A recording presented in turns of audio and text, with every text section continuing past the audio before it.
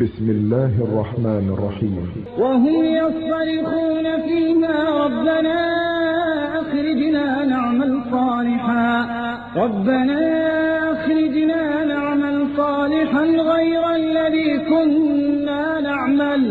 أولم نعمركم ما يتذكر فيه من تذكر وجاءكم النذير فذوقوا فما للظالمين من نصير. شغفي عن الله لو حد أغبى شيء إن تصوغ شمحي 12 sano iskuula dhowr sano jaamacada waxa soo dhan waxaad u soo socotaa shaqo fiican inaad hesho programmed baato intaasi way kugu qafilan tahay laakiin waxa ka weyn cimrigaaga oo dhan isku duuduubo hadafkaad ka leedahay muxuu yahay.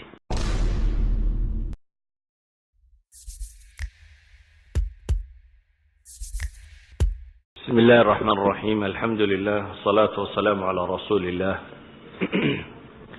اللهم وفقنا لما تحب وترضاه وبعد فسلام الله عليكم ورحمته وبركاته. إن شاء الله تعالى وحين كلمات سكورن دونا دور الشباب في الحياة أما نكر اللي يرضى ينلش الدور كوكوليه dhalinyaranimadu waa waqti umriga kamida qofka bini aadamkiina cimrigiisu waa ra'samaalka xaqiiqiga uu leeyahay hantida dhabta aad leedahay waa waqtiga aad nooshay waqtigaas aad ugu tijaarayso ama uga faa'iideysatid ama wax ugu qabsatid ayuunbaa noloshaada oo dhammaan inta tahay آخرنا وحكوا أنفعه وإنت أدونكنا وحكوا أنفعه وإنت إذن عمرقوا ضوضوبهان سقوة قفك النول بنولشيسي أي النبي صلوات الله وسلامه عليه وحاوي حديثك إمام الترمذي سوري حسن صحيح كنت المامي شيخ الألباني وكنت حسيني في الجامع الصغير والنبي يقول صلوات الله وسلامه عليه لا تزول قدم عبد يوم القيامة حتى يسأل عن عمري فيما أفناه وعن شبابه فيما أبلاه وعن ماله من أين اكتسبه وفيما أنفقه وماذا عمل فيما علم. نبي يقول صلوات الله وسلامه عليه قيامها قفكه موقف كسؤاشا يماشى وحلا ويدين يا كما دقاقيه الى يلا ويديه دور سؤالود مويانه سؤالها اللي ويدين سؤاشا كواد waxa weeyaan cimrigii alla ku siiyay ee dunida ku soo noolayd maxaad ku qabsatay cimrigii maxaad ku qabsatay cimrigu ama waqtiga walla subhanahu wa ta'ala jaaniska ku siiyay inaad noolaataa waa waqti runtii loo baahnaa in laga faa'iideeyo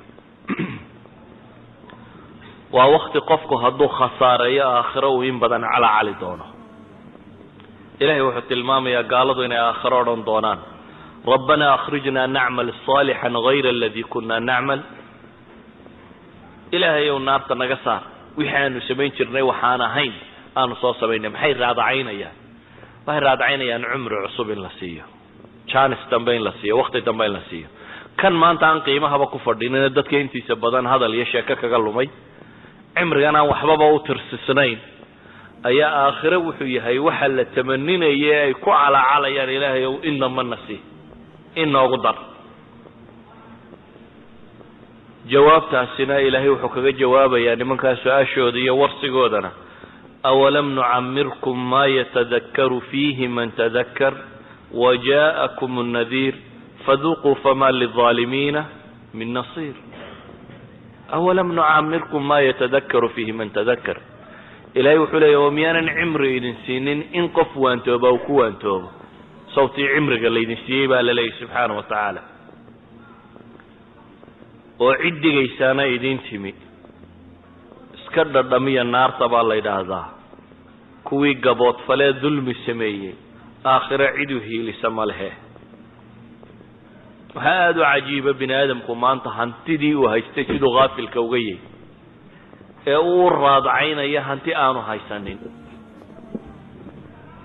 hantidii uu haystee dhabta ahayd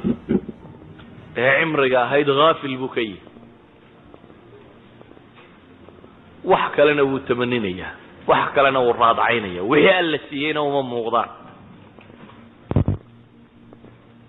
inuu cimrigu ku baxo hurdo cayaar cunis intaa uu ku dhammaadaa waa waxaad u liita idan nebigu salawaatu ullaahi wasalaamu calayh wuxuu leeyahay aakhiro waxaa la isweydiinayaa 4 su-aalood ama dhowr su-aalood midi waa cimrigii iyo wixii aad ku qabatay midina waa dhallinyaronimadaadii iyo wixii aad ku qabatay midna waa xoolaha iyo meeshaad ka keentay ead ka xoogsatay ma xalaal bay ahayd ma xaaraan bay ahayd iyo markii dambe ay ku soo gashay xaggaad ku bixisay ma xalaal bay ahayd ma xaaraan bay ahayd iyo wixii alla ku baray maxaad ku qabatay garaad iyo caqli iyo cilmi iyo aqoon wixii alla ku siiyey maxaad ku samaysay su-aalahan waxaynu arkaynaa inagoo nidhi cimriga waa lagu weydiinayaa haddana qayb cimriga ka mida su-aal gaara wadata waa can shabaabihi fima ablaah iyadoo cimriga duuduub ahaan lagu weydiiyey intii aada noolayd waxaad qabatay ayaa haddana waxaa lagu weydiinayaa su-aal kale oo cimriga qayb ka mida ah oo iyadu su-aal gaara sii leh waa waktiga dhallinyaronimada loo yaqaano shabaabnimada waktiga loo yaqaano waktiga dhallinyaradu waa wakti laba liidasho u dhaxeeya laba dacfi u dhaxeeya الله الذي خلقكم من ضعف ثم جعل من بعد ضعف قوة ثم جعل من بعد قوة ضعفا وشيبة يخلق ما يشاء وهو العليم القدير إلهي وحو تلمامي إنه بني آدم كأبوري مرحلة ضعيف ينين صامري ثم جعل من بعد ضعف قوة ضعف قدبدين حوق لسيي xoogga dabadi liidasho iyo ciro inuu qaadi doono haddana idan marxalo weeyaan qofku uu ugu firfircoon yahay uu jidhkiisu koritaan ku jiro caqligiisu koris ku jiro caafimaadkiisu inta badan fiican yahay waktigiisa inta badan uu keligii leeyahay mashaaqisha dunya ay ku yar tahay waa wakti runtii mudan in badan la isweydiiyo waa waktiga uu qofku xoogaystay walaa taqrabu maala alyatiim ila bilatii hiya axsan xataa yabluga ashuddah ilaa intuu ka xoogaysanaya agoonta waxooda loo daayaa la yidhi waxaan leenahay dhallinyaronimadu waa wakti loo ooyo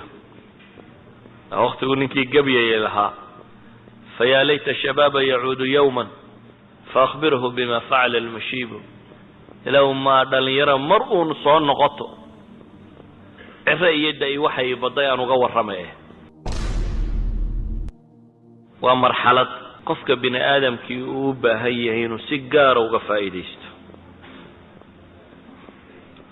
فترة دليرا نمضه وفترة وذا النشاط إيا وحقبط ninka dhallinyaradii hadduu wax ku qanco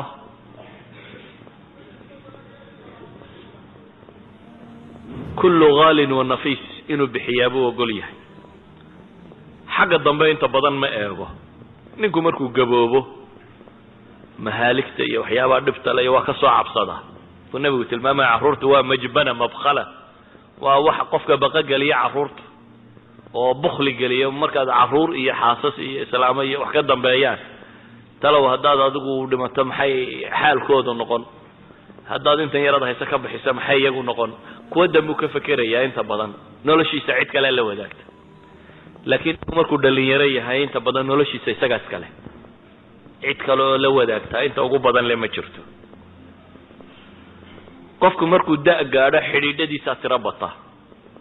oday buu noqdaa dadku la talinayo dadku u talinayo dadka ku xidhiidhadiisa tira bata waqtigiisa inta ugu badan le waxa laga yaabaa in dad kale qaato laakiin ninku markuu dhalinyaro yahay waqtigiisa oo dhan isaga iska leh cidna tale iyo warsi kale uguma timaado waqtigiisa oo dhan isaga ayaa iska leh waxa uu ku isticmaalaya kastaba ha jiray ninku markuu dhalinyarada yahay wuxuu u baahan yahay xooggaasi inuu in badan ka faa'iideeyo oo uu dhowr shayba kaga faa'iideeyo inuu garto hadaf alxayaa maxaad u nooshahay maxaad nolosha u joogtaa waxaa laga yaabaa cimriga dadku in badan qaybo ka mid ah inay tartiibiyaan wixii ay ku qaban lahaayeen laakiin ka duuduub ahaan waxay qaban lahaayeen inay ilaabaan waxaa laga yaabaa inay kuu qorshaysan tahay iskuol dhigo ka bax secondary ka bax jaamacad gal ka bax halkaa ka soo bood qalin jabi shaqo fiican raadi shaqo fiican in la helo waxaad aqbashay inaad u soo gasho maxay 12 sano iskuula dhowr sano jaamacada waxaasoo dhan waxaad u soo socotaa shaqo fiican inaad hesho programmed baato intaasi way kugu qafilan tahay laakiin waxa ka weyn cimrigaaga oo dhan isku duuduubo hadafkaad ka leedahay muxuu yahay waxa laga yaabaa caawa markaad seexato aroorta wixii aad qaban lahayd inuu kuu qorshaysan yahay idan qorshayaasha soo dhamma waa qorshayaal kooban oo tirsan laakiin su'aasha isweydiinta le waxa weeyaan noloshaada oo dhan maxaa kaaga qorshe ah fatrada aad nooshay inaad maxay qabataa baa kaaga qorshe ah aakhira inaad maxay alla la hortagtaa baa kaaga qorshe ah waqtigu hadduu qofka ka lumo waa dhib ninku intuu dhalinyarada yahay buu waqtigiisii rasmiga ah haystaa